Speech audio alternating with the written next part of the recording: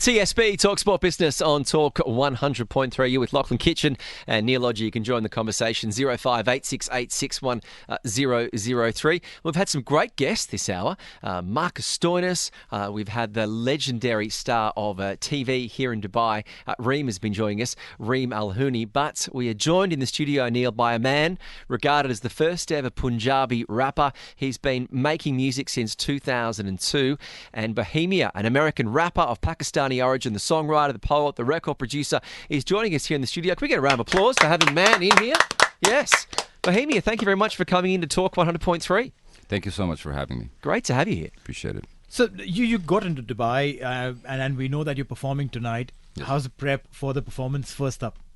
It's awesome. I visited the club last night, did a brief sound check, and I think it should be a fun show. It's a beautiful place to perform at. I'm super honored to be there. Right. I mean, a lot goes in, when you're planning a live performance, right? You obviously need to have a feel of the place, need to get the sound and the technicalities right, the lights Correct. right, all of this. And add to that your own performance. Correct. How do you tick mark everything that's going on for a live performance then? I think experience come into play. I've been doing this since 2002. As Kitch mentioned, I started off as a keyboard player. So my childhood years was actually being a background musician myself, part of a band, part of 4 or 5 people that perform on stage. And then from keyboard player to a poet, from poet to, I never really wanted to be, to tell you the truth, I never really wanted to be up on the stage, up in the front. No, you're kidding me.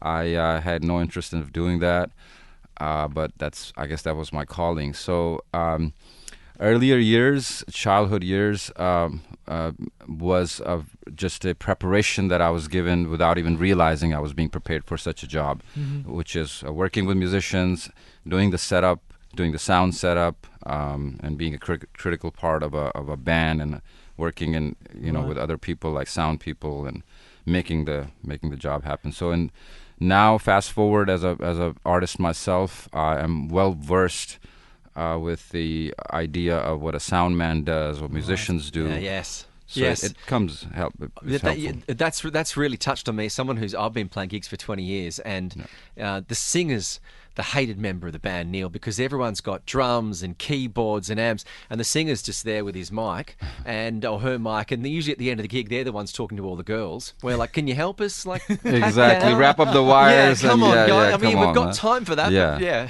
but yeah. And so you probably that's probably why your team probably like you more, because you know what it's like to be not the support members, but the engine room of the group. Correct. And then you couple that with the fact that when you listen to my tracks, a majority of the tracks that I'm known for are actually my compositions. That's me sitting in the studio recording. I'm the keyboard player, I'm the guitarist, I'm the drummer, I'm composing those songs, I'm the one who wrote the lyrics, I'm the one who majority of my albums, I'm the one who actually engineered them. And finished the entire CD and just got it mastered. And then a majority of my CDs, I am the Photoshop guy that make the CD covers.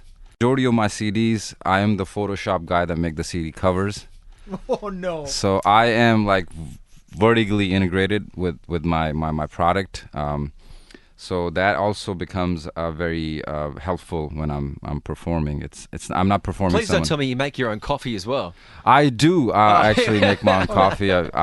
We've got one similarity there. I make my own coffee, so yeah. But I take my coffee black, so there's nothing in it. So it's very easy. Yeah, That's I know how the I'm the same. We're the same here. Well, we know how we like it. Yeah. We want to make our own coffee. Exactly. Yeah. This weekend, what a great place you're playing at.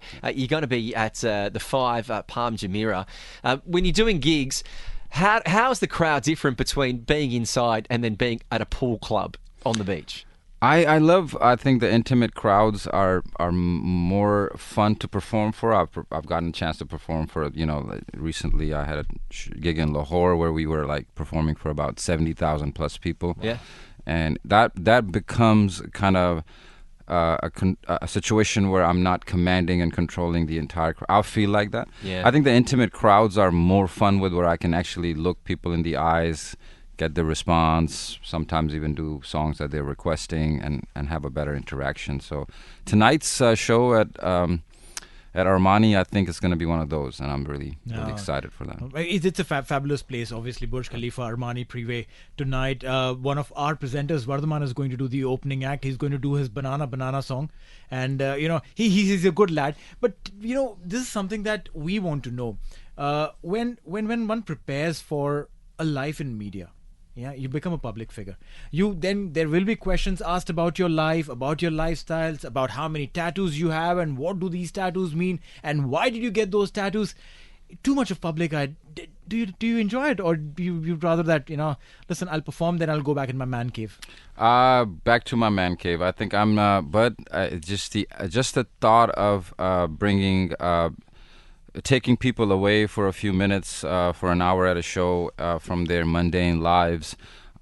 Today's world puts a lot of hardship on people. I perform across the world, and one similarity that I have is just taking people away for a minute, just having them excited, happy, and enjoy.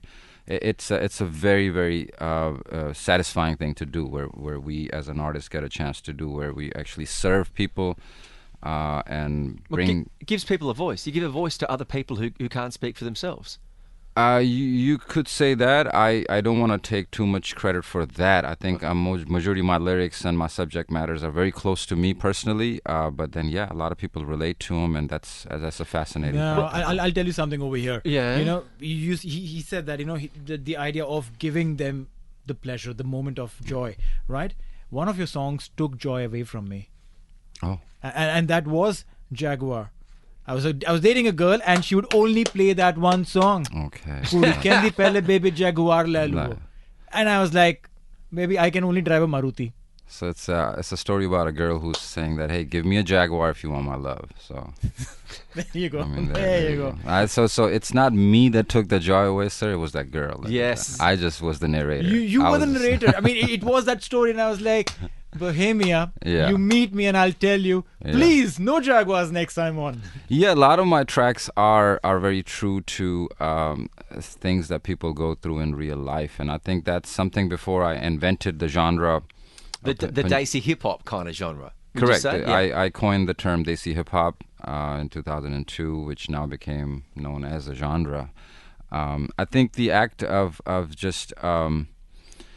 doing that kind of almost didn't exist in our world. We had predominantly Bollywood music, which I love, but it was sort of in like nothing against it, but it was sort of in a fairy tale land. People just running around on grass, dancing with 30 girls behind them, and wearing fancy clothes. I think that's not real life. Or subject matters were really kept at a bay, meaning we're just discussing some general sense. So my music goes really close to the heart of some of the issues, whether I speak about, hardship that youth goes through around the world, whether it's drug issues, whether it's, just young rebellious lifestyle issues. I think that was pretty much missing in our world, and I'm happy to have brought forth a genre in which it gives voice to. And now a lot of kids are rappers, and they're doing phenomenal job across India, Pakistan, around the world, the Desi diaspora. But what they are actually doing is they're discussing facts and matters that are real, and I like that. I think. No, I mean, talking hard facts is it's not very easy, and when you put it with music, it reaches to a larger audience. Correct. But tell me something. All of these thoughts, all of these hard facts of life, do they stem from your personal liking of the writings of Ghalib or Fez? Because when they used to write about life. They used to write about the realities of life. Yes. It wasn't fluff. And does it stream from there on? Is the inspiration from there? 100%. I started writing when at the age of 8 or 9, and predominantly I wrote in Urdu. And when I converted to Punjabi, writing in Punjabi is easier than writing in Urdu. Okay. It's you're 100% right. I think, but I sort of kind of just sharpened the tool. I think we were pretty obtuse with the idea of shairi generally in Bollywood and the pop music scene. I wanted to bring that acute factor in which let's discuss things that really touch the fact, the issues that the youth is going. I think that's why a lot of youth connects with me. True. And my style of poetry. There is a method to the madness. So I've been a fan of hip hop music ever since I moved to California at a young age. and I did not. I think we cannot become rappers by just looking at music videos or listening to songs. I did extensive amount of study in terms of reading books and biographies and unauthorized biographies and documentaries and extensive amount of reading in terms of what the art of the genre. So sometimes I think our older generation that are related to that finds classical music or ghazal music or Bollywood music to be more authentic. I think they are misjudging the fact that the hip hop genre itself fundamentally is also very, very hard, and it has its own depth to it. True.